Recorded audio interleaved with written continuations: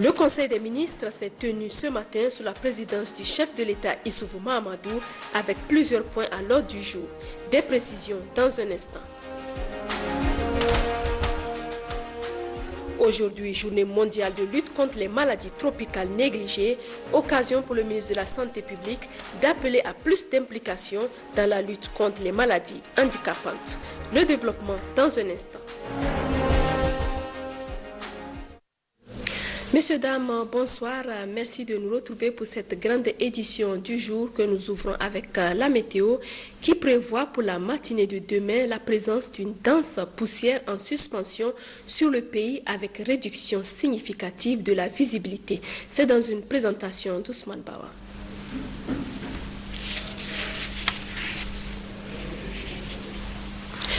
Le Conseil des ministres s'est tenu ce jour dans la salle habituelle de délibération sous la présidence du chef de l'État, Issoufou Mahamadou, président du Conseil des ministres. Plusieurs points étaient à l'ordre du jour. Les conclusions avec Amadou Issoufou. Au titre du ministère de l'Intérieur, de la Sécurité publique, de la décentralisation des affaires coutumières et religieuses, le Conseil des ministres a adopté le projet d'ordonnance portant prorogation de l'état d'urgence dans le département de Filengue, région de Tillabéri. L'état d'urgence a été proclamé dans le département de Filengue par décret 2020-79 PRN, MDN, MISPD, ACRMD du 24 janvier 2020 pour donner aux autorités administratives du département et aux forces de défense et de sécurité déployées dans la zone les pouvoirs légaux nécessaires pour protéger la population et garantir l'intégrité du territoire nigérien face à la menace terroriste. Devant la persistance de ce phénomène, le présent projet d'ordonnance est pris pour proroger cette mesure pour une nouvelle période de 3 mois à compter du 4 février 2021 dans le département de Filengue. Ce projet d'ordonnance est pris en application des dispositions de la loi 2020-68 du 10 décembre 2020 habilitant le gouvernement à prendre des ordonnances partant l'intercession parlementaire et c'est après avis de la Cour constitutionnelle. Ce projet d'ordonnance est pris en application des dispositions de la loi 2020-68 du 10 décembre 2020 habilitant le gouvernement à prendre des ordonnances pendant l'intercession parlementaire et c'est après avis de la Cour constitutionnelle.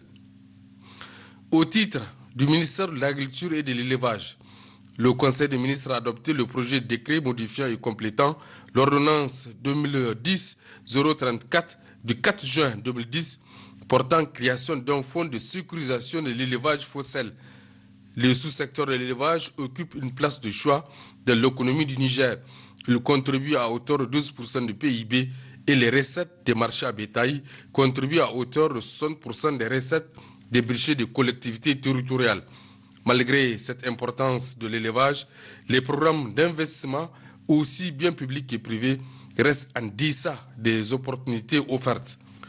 Le fonds de sécurisation de l'élevage est destiné au financement des plans d'urgence en cas de sécheresse, de feux de brousse, d'inondations et d'épizooties d'une part et des actions de sécurisation des systèmes d'élevage et de prévention des crises pastorales d'autre part.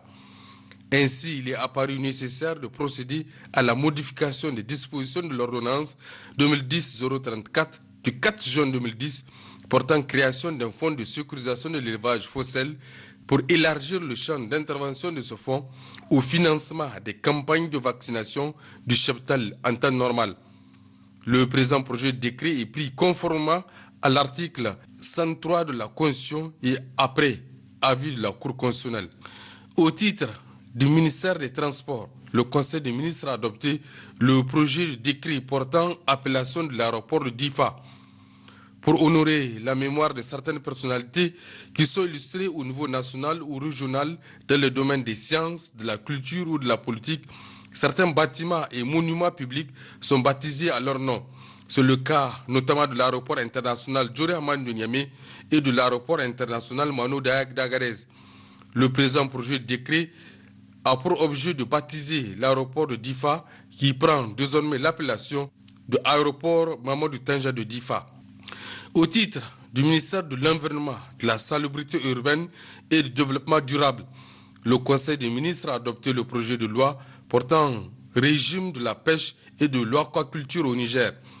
Le sous-secteur de la pêche et de l'aquaculture est régi depuis 1998 par la loi 98-42 du 7 décembre 1998 portant régime de la pêche au Niger. Après 22 ans de mise en œuvre, on relève que cette loi présente de nombreuses insuffisances, à savoir la non prise en compte de la commercialisation de produits halieutiques et l'absence de dispositions relatives au contrôle de qualité de ces produits.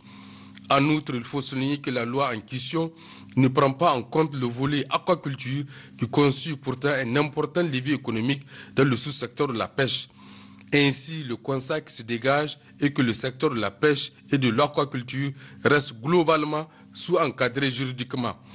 C'est dans cet esprit qu'interviennent les directives 03-2014 CM-UOMOA et numéro 04-2014 CM-UOMOA, instituant respectivement un régime commun de suivi, de contrôle et de surveillance des pêches au sein de l'UOMOA et un régime commun de gestion durable des ressources halieutiques dans les États membres de l'UOMOA. En effet, les dispositions de ces deux textes font obligation aux États de l'espace communautaire de procéder à leur transposition de leur ordonnancement juridique interne. C'est pour prendre en compte les dispositions de ces deux directives que le présent projet de loi est initié pour fixer le régime juridique de la pêche et de l'aquaculture. Il vise à assurer une gestion durable du secteur dans sa globalité en vue de soutenir les objectifs de développement durable, la conservation de la biodiversité et la préservation des écosystèmes aquatiques. Ce présent projet de loi sera transmis à l'Assemblée nationale pour adoption. Mesures nominatives. Le Conseil des ministres a adopté les mesures individuelles suivantes. Au titre du ministère de l'Intérieur, de la Sécurité publique, de la décentralisation et des affaires coutumières et religieuses, M. Daouda Al-Gabit est nommé préfet du département de Saï. Au titre du ministère de la Santé publique, M. Alhaji Maman Isiaka, directeur administratif, matricule 58027U, est nommé inspecteur général des services au ministère de la Santé publique. Madame Mahadi Nana Aïcha Ayouba, docteur en soins infirmiers, matricule 72200Y, est nommée inspectrice des services au ministère de la Santé publique. Docteur Saleh Daouda, matricule 79006J, est nommé directeur général de la santé publique au ministère de la Santé publique. Docteur Hassan Abdel Nasser, matricule 74275L, est nommé directeur des immunisations au ministère de la Santé publique. Monsieur Souley Habou, docteur en soins infirmiers, matricule 66470P, est nommé directeur général adjoint de l'hôpital national de Niamey au ministère de la Santé publique. Docteur à la retraite Hamed Mamadou Kaou est nommé président du conseil d'administration du service d'aide médicale d'urgence SAMU au ministère de la Santé publique. Au titre du ministère des Transports, M. Jibo Mahamadou, ingénieur d'application en travaux publics, matricule 51728, est nommé conseiller technique du ministre des Transports. Au titre du ministère des Finances, M. Aboubakar Hamani Djouri, inspecteur principal des douanes, matricule 55665A, est nommé directeur de la comptabilité des études à la direction générale des douanes en remplacement de M. Moumoun Hamidou, admis à faire valoir ses droits à la retraite. Communication. Le Conseil des ministres a entendu 3 communications. 2 communications du ministre de la Santé publique. La première communication est relative à la situation de la pandémie de la COVID-19. La stratégie de la riposte au 28 janvier 2021, confinement total cas confinés, 23 291, total cas sortis du confinement, 21 846, total cas en cours d'auto-confinement, 1445. Situation du point d'entrée d'Ayoru. La situation du point d'entrée d'Ayoru est sous contrôle. Situation du foyer de Covid-19 de Galmi. Le cumul de la région de Tawa à la date du 28 janvier 2021 est de 288 nouveaux cas positifs à la Covid-19, dont 29 décès. 51% des cas de la région sont enregistrés à Galmi. La mise en place du site de prise en charge des cas à Malbaza est planifiée avec l'appui de l'État et des partenaires.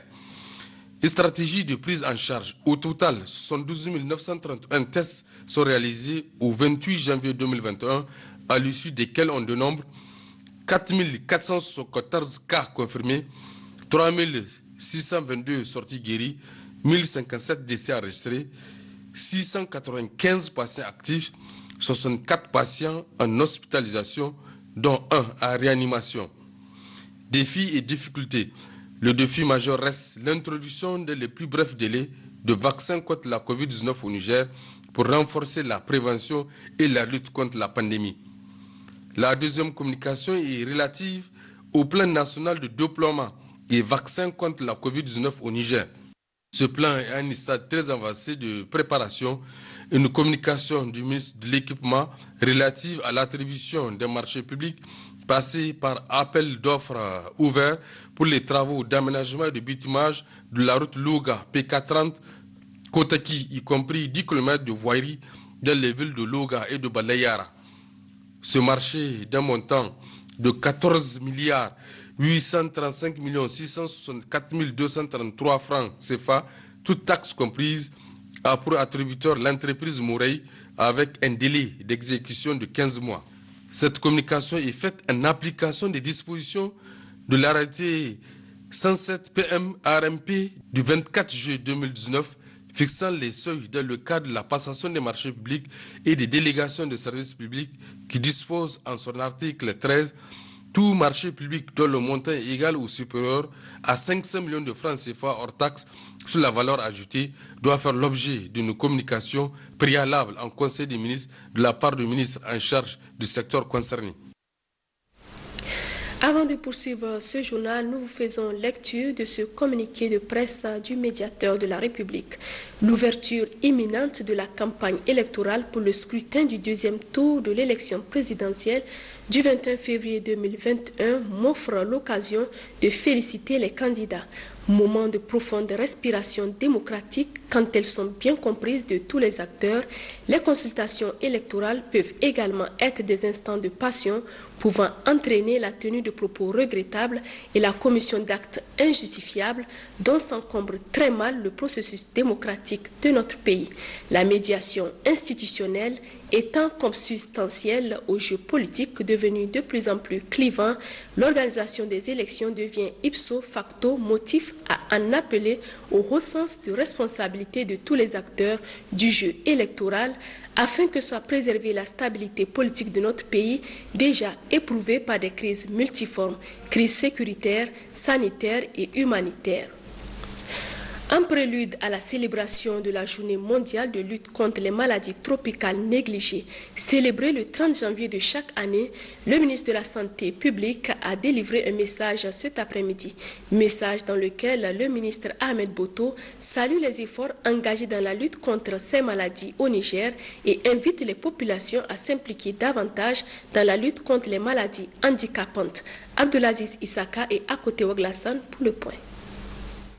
Les maladies tropicales négligées, communément appelées MTN, sont composées du trachome, de la schistosomiase, des vers intestinaux, de la filariose lymphatique et de l'onchocercose. Elles sévissent particulièrement dans les zones où l'accès à des services de santé de qualité, à l'eau potable et aux moyens d'assainissement est difficile. Ce sont des maladies qui impactent fortement le développement individuel et collectif des populations. Les personnes atteintes de handicaps et de déficiences à la suite d'une MTN sont souvent stigmatisées au sein de leur communauté, ce qui leur empêche d'accéder aux soins dont elles ont besoin et entraîne leur isolement social.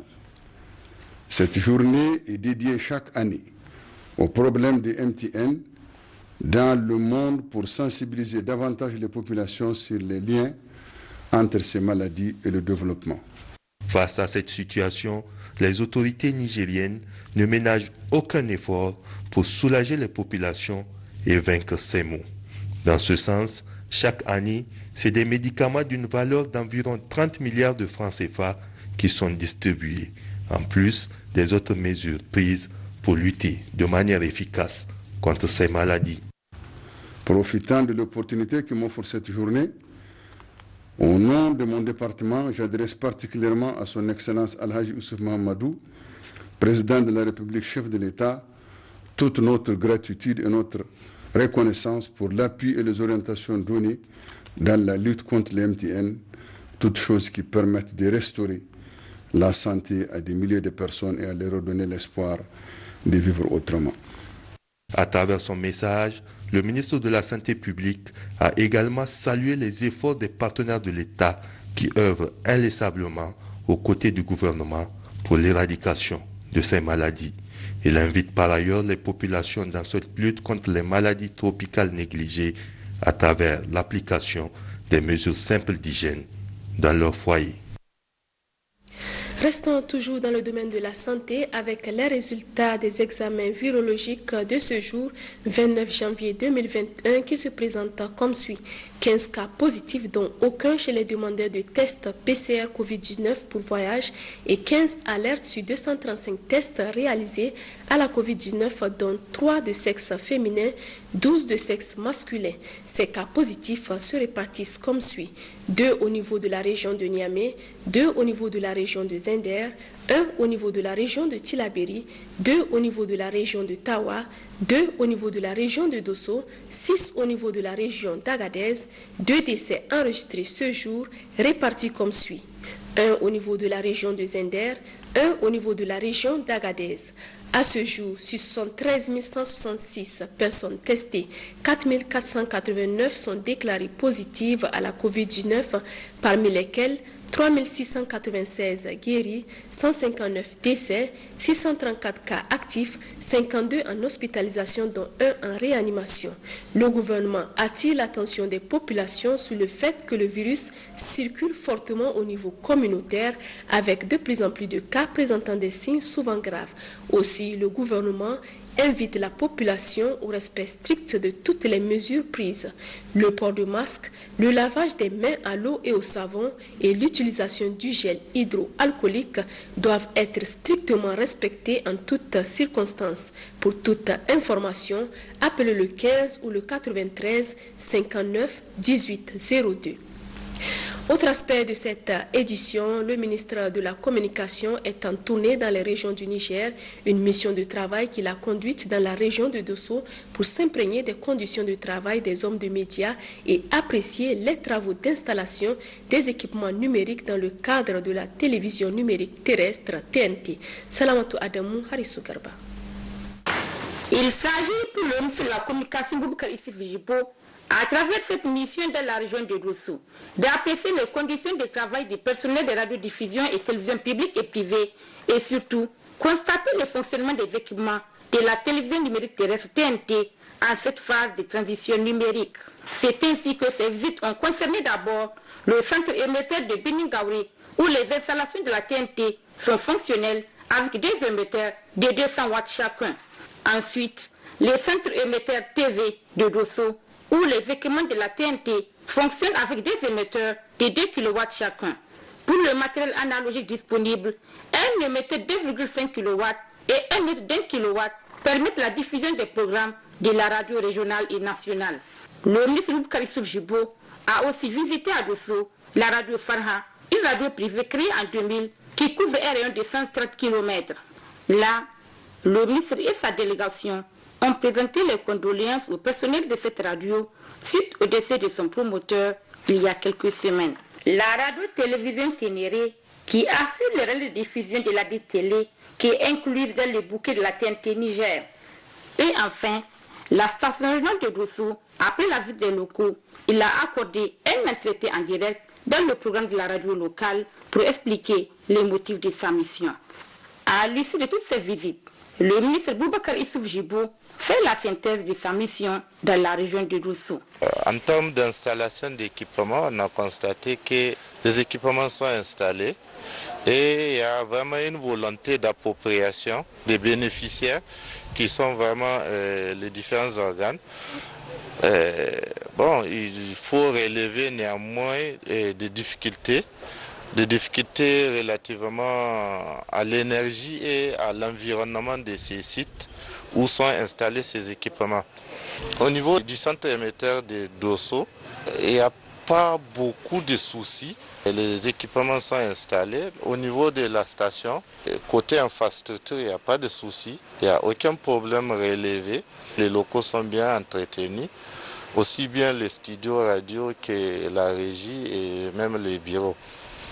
Les problèmes relevés, les problèmes de ressources humaines, on va instruire dès notre retour vraiment la direction générale de l'ORTN, prendre des dispositions pour faire un plan de carrière, mettre à la disposition des techniciens vraiment bien formés sur les nouvelles technologies.